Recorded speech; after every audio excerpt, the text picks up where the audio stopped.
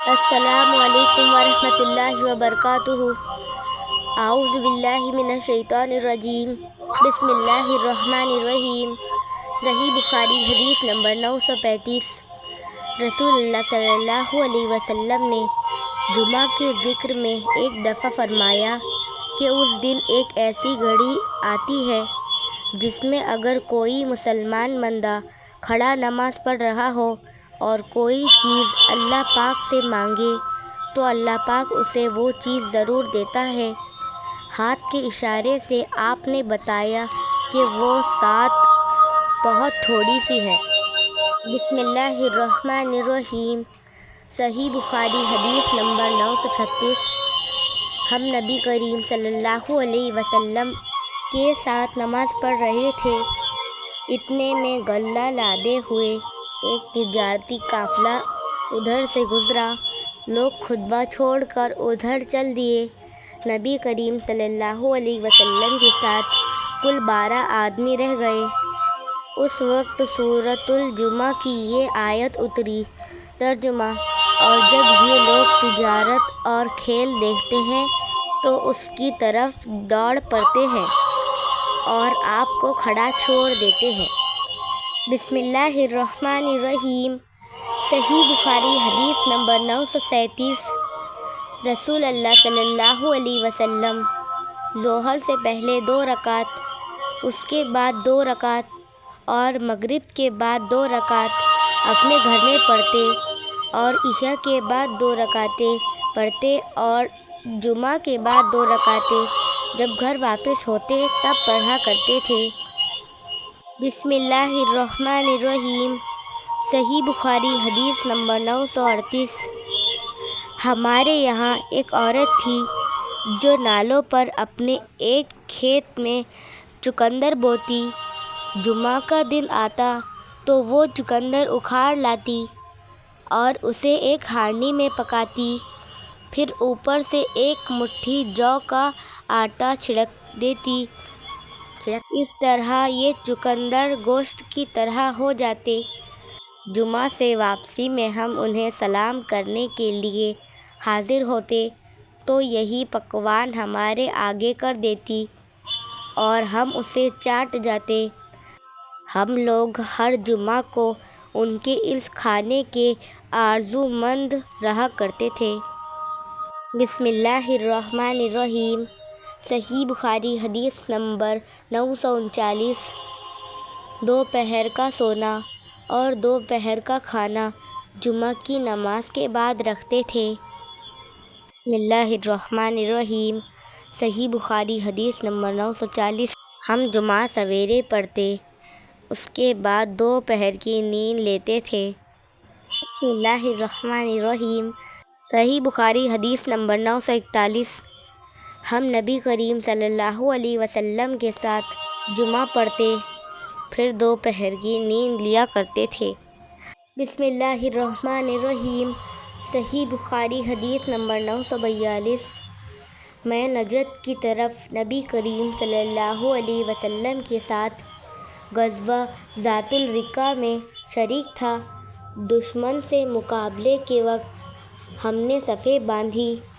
اس کے بعد رسول اللہ صلی اللہ علیہ وسلم نے ہمیں خوف کی نماز پڑھائی تو ہم میں سے ایک جماعت آپ صلی اللہ علیہ وسلم کے ساتھ نماز پڑھنے میں شریک ہو گئی اور دوسرا گروہ دشمن کے مقابلے میں کھڑا رہا۔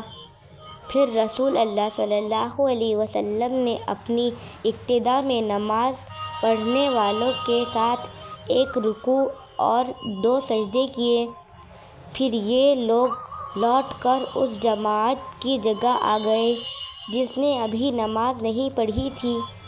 اب دوسری جماعت آئی، ان کے ساتھ بھی آپ صلی اللہ علیہ وسلم نے ایک رکوع اور 2 سجدے کیے، پھر آپ صلی اللہ علیہ وسلم نے سلام پھیر دیا۔ اس گروہ میں سے ہر شخص کھڑا ہوا اور اس نے اکیلے اکیلے ایک رکوع اور 2 سجدے ادا کیے۔ بسم اللہ الرحمن الرحیم۔ صحیح بخاری حدیث نمبر 944۔ نبی کریم صلی اللہ علیہ وسلم کھڑے ہوئے اور دوسرے لوگ بھی آپ صلی اللہ علیہ وسلم کی اقتداء میں کھڑے ہوئے۔ نبی کریم صلی اللہ علیہ وسلم نے تکبیر کہی تو لوگوں نے بھی تکبیر کہی۔ آپ صلی اللہ علیہ وسلم نے رکوع کیا تو لوگوں نے آپ صلی اللہ علیہ وسلم کے ساتھ رکوع اور سجدہ کر لیا تھا۔ وہ کھڑے کھڑے اپنے بھائیوں کی نگرانی کرتے رہے اور دوسرا گروہ آیا جو اب تک حفاظت کے لیے دشمن کے مقابلے میں کھڑا رہا۔ بعد میں اس نے بھی رکوع اور سجدے کیے۔ سب لوگ نماز میں تھے لیکن لوگ ایک دوسرے کی حفاظت کر رہے تھے۔ بسم اللہ الرحمن الرحیم۔ صحیح بخاری حدیث نمبر 945۔ عمر رضی اللہ عنہ غزوہ خندق کے دن کفار کو برا بھلا کہتے ہوئے آئے اور عرض کرنے لگے کہ یا رسول اللہ، سورج ڈوبنے ہی کو ہے اور میں نے تو اب تک عصر کی نماز نہیں پڑھی۔ اس پر نبی کریم صلی اللہ علیہ وسلم نے فرمایا کہ بخدا میں نے بھی ابھی تک نہیں پڑھی۔ انہوں نے بیان کیا کہ پھر آپ بطحان کی طرف گئے جو مدینہ میں ایک میدان تھا اور وضو کر کے آپ نے وہاں سورج غروب ہونے کے بعد عصر کی نماز پڑھی، پھر اس کے بعد نماز مغرب پڑھی۔ بسم اللہ الرحمن الرحیم۔ صحیح بخاری حدیث نمبر 946۔ جب نبی کریم صلی اللہ علیہ وسلم غزوہ خندق سے فارغ ہوئے، ابو سفیان لوٹے تو ہم سے آپ صلی اللہ علیہ وسلم نے فرمایا، کوئی شخص بنو قریظہ کے محلے میں پہنچنے سے پہلے نماز عصر نہ پڑھے۔ لیکن جب عصر کا وقت آیا تو بعض صحابہ نے راستے ہی میں نماز پڑھ لی اور بعض صحابہ رضی اللہ عنہم نے کہا کہ ہم بنو قریظہ کے محلے میں پہنچنے پر نماز عصر پڑھیں گے، اور کچھ حضرات کا خیال یہ ہوا کہ ہمیں نماز پڑھ لینی چاہیے، کیونکہ نبی کریم صلی اللہ علیہ وسلم کا مقصد یہ نہیں تھا کہ نماز قضا کر لے۔ پھر جب آپ سے اس کا ذکر کیا گیا تو آپ صلی اللہ علیہ وسلم نے کسی پر بھی ملامت نہیں فرمائی۔ بسم اللہ الرحمن الرحیم۔ صحیح بخاری حدیث نمبر 948۔ عمر رضی اللہ عنہ ایک موٹے ریشمی کپڑے کا چوگا لے کر رسول اللہ صلی اللہ علیہ وسلم کی خدمت میں حاضر ہوئے جو بازار میں بک رہا تھا۔ کہنے لگے، یا رسول اللہ، آپ اسے خرید لیجئے اور عید اور وفود کی پذیرائی کے لیے اسے پہن کر زینت فرمایا کیجئے۔ اس پر رسول اللہ صلی اللہ علیہ وسلم نے فرمایا کہ یہ تو وہ پہنے گا جس کا آخرت میں کوئی حصہ نہیں۔ اس کے بعد جب تک اللہ نے چاہا عمر رہی۔ پھر ایک دن رسول اللہ صلی اللہ علیہ وسلم نے خود ان کے پاس ایک ریشمی چوگا تحفے میں بھیجا۔